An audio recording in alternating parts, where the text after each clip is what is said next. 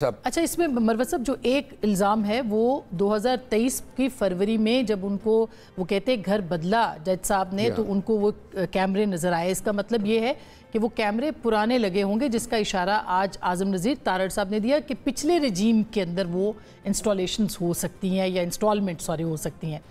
तो ये मामला उधर भी जाता दिखाई दे रहा है। और मुझे उन जज साहब का भी मेरा सवाल मुकम्मल हो जाए।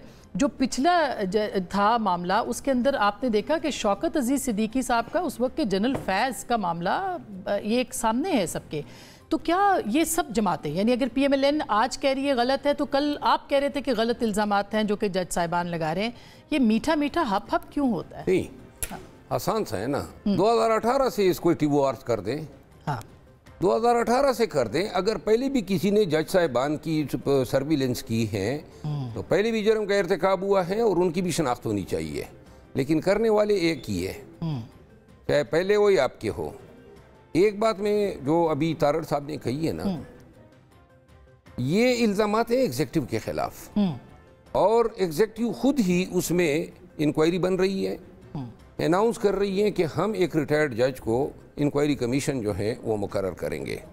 कमीशन ऑफ इंक्वायरी एक्ट 2017 के तहत जो 6 सिटिंग जज साहिबान हैं एक हाई कोर्ट के, उनको ये तहफ़्फ़ुज़ दिलवाना चाहते हैं एक रिटायर्ड जज से। यानी कि रिटायर्ड जज ये तयन करेगा कि ये फ़लाँ लोग हैं, इन्होंने फ़लाँ अफ़आल का इर्तिकाब किया है। रिटायर्ड जज साहिबान जो हैं, चाहे कमीशन के हेड हो या चाहे घरों में हो, उनको प्रैक्टिकली अपने ख़ानदान में नवासों और पोतों के ख़त्नों के फंक्शन पे भी नहीं बुलाते हैं। ये होम्योपैथिक एक इन्होंने ट्रीटमेंट सजेस्ट की। मगर साहब इसकी तो प्रेसिडेंट्स मौजूद हैं ना। नासिरुल मुल्क साहब का जब बना था तो वो भी रिटायर्ड जज थे। वो आपकी उस वक्त 2013 में तहरीक इंसाफ ने मुतालबा किया था और वो बनाया था उनका। तो अभी भी तो रिटायर्ड और रिटायर्ड जज क्यों नहीं, उनके इख्तियारात तो वही होंगे। TORs पे आप एतराज़ कर सकते हैं। क्या आपको नहीं लगता कि कन्वेंशन की बजाय कमीशन ही इसको इन्वेस्टिगेट कर सकते हैं? Why convention? मैं आपको अर्ज करूँ ना, इल्ज़ाम लगाया है एग्जेक्टिव के खिलाफ, तो एग्जेक्टिव क्यों कर अपने खिलाफ वो इंक्वायरी कर सकती है? ये कानून के मुनाफी है, नंबर 1।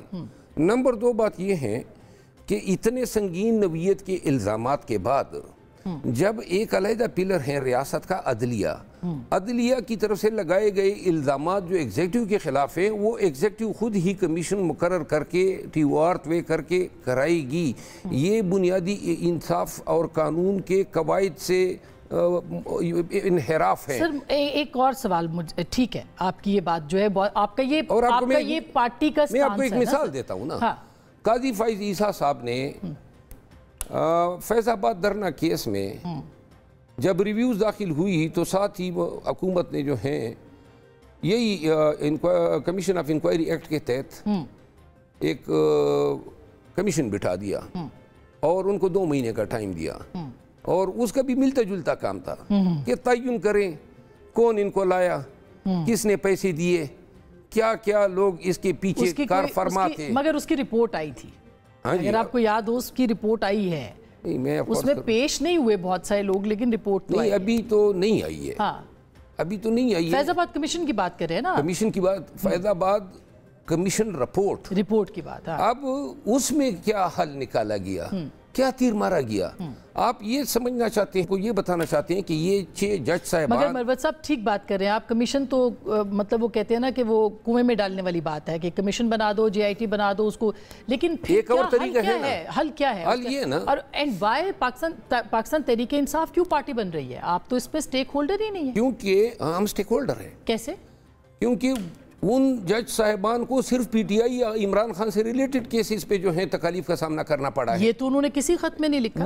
ये 2 साल के मामलात हैं। ठीक, 2 साल में हमारी केसेस आए हैं इनके सामने और ये बेंचेस की निशानदेही भी कर रहे हैं कि बेंचेस किस तरह बनाए जा रहे हैं। उनमें से किसी एक जज ने भी खान साहब के खिलाफ फैसला दिया? जी हाँ, वो टीरियन केस का इसमें जिक्र है। सिर्फ एक केस का जिक्र है, बाकी तो उनके रिलीफ भी बहुत किसी और के केस का जिक्र ही नहीं है। सर उसमें रिलीफ भी बहुत है। नहीं, वो आप अगर आप उनके जजेस देखें, जजेस के फैसले, आप एक रिलीफ बता दें। मसलन ये जो रफत साहिबा ने दिया, इसमें 12 मई को جو 9 مئی کے بعد جو گرفتاریاں نہ کرنے کا اور کسی بھی کیس میں گرفتار نہ کرنے کا فیصلہ ہے وہ آپ کے سامنے ہے عمران خان صاحب کو؟ نہیں، میں آپ کو عرض کروں، ہمیں کوئی ریلیف نہیں ملا ہے۔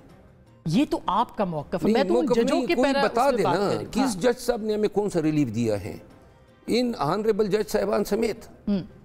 یعنی یہاں اس کا مطلب ہے کہ انہوں نے دباؤ تسلیم کیا؟ نہیں، ہم تو یہ سمجھتے ہیں، بلکہ میں بحیثیت وکیل یہ سمجھتا ہوں، ان جج صاحبان کو، جج صاحبان بننے سے پہلے بھی ہم جانتے تھے، وکلاء تھے، بڑے معزز وکلاء تھے، اور ان سے میری توقع یہ تھی کہ جب یہ اپنے ملزمان کو بھی جانتے ہیں، ان کے کام میں اتنا یہ سرایت کر گئے تھے اور انٹرفیئرنس کر دی تھی، تو بجائے اس کی کہ یہ سپریم کورٹ کی طرف دیکھتے، خود ہی کنٹیمپٹ کے نوٹس کیوں نہیں جاری کیے؟ ان کو چاہیے تھا قانون نے، اگر یہ کام میں کرتا، یہ بات بالکل درست، آپ خود بھی جج رہے ہیں، اگر میں یہ کام کروں اور ان کو پتہ ہے کہ یہ شخص جو ہے ہمارے کام سے روکنے کے لیے روڑے اٹکا رہا ہے، تو مجھے تو کنٹیمپٹ نوٹس جاری ہوگا۔ Why somebody else should be spared؟ کیوں کسی دوسرے کو چھوڑا جائے؟ اور پھر وہ یہ کہہ بھی رہے ہیں کہ ہم شوکت عزیز صدیقی جیسے بہادر بھی نہیں ہیں۔ اور دوسری بات، شوکت عزیز صدیقی صاحب کا جو فیصلہ ہے نا، اس نے ساری مشکل پیدا کر دی ہے۔ شوکت عزیز صدیقی صاحب کا جو موقف رہا اور جس پہ وہ پھر تختہ مشق بنا، وہ یہی تو تھا کہ وہ عدالتی امور میں، بینچز کی کانسٹیٹیوشن میں، مقدمات کے فیصلوں میں ایجنسیوں کے کردار کے ناقد تھے، اور اسی کو کنڈیم کیا تھا انہوں نے، اور انہوں نے درست کہا تھا۔ اس وقت بھی میں نے ان کے موقف کی تائید کی تھی، تو لہٰذا سپریم کورٹ نے کیا کیا؟ سپریم کورٹ نے ان کو بحال کیا، اور یعنی ان کے موقف کی تائید کی، اور ان کی جبری طور پہ ہٹائے جانے کے عمل کو انویلیڈیٹ کرتے ہوئے ان کو ریٹائرڈ جج تصور کیا گیا۔ اس فیصلے سے شوکت عزیز صدیقی صاحب ونڈیکیٹ بھی ہوا، اور اس کا یہ جو موقف تھا اس کو امپلائڈلی درست گردانا گیا، تو لہٰذا اس فیصلے نے تقویت دی ان جج صاحبان کو کہ وہ بھی آکے اس بات کو، بلکہ انہوں نے کہا ہے کہ فکس کیا جائے، تعین کیا جائے ان کرداروں کا جو شوکت عزیز صدیقی صاحب کا۔ اور ایک اہم بات میں کہنا چاہتا ہوں وہ یہ ہے کہ کیوں یہ انکوائری جو ہے وزیر اعظم سے ملنے کے بعد کمیشن آف انکوائری ایکٹ 2017 کے تحت ہو۔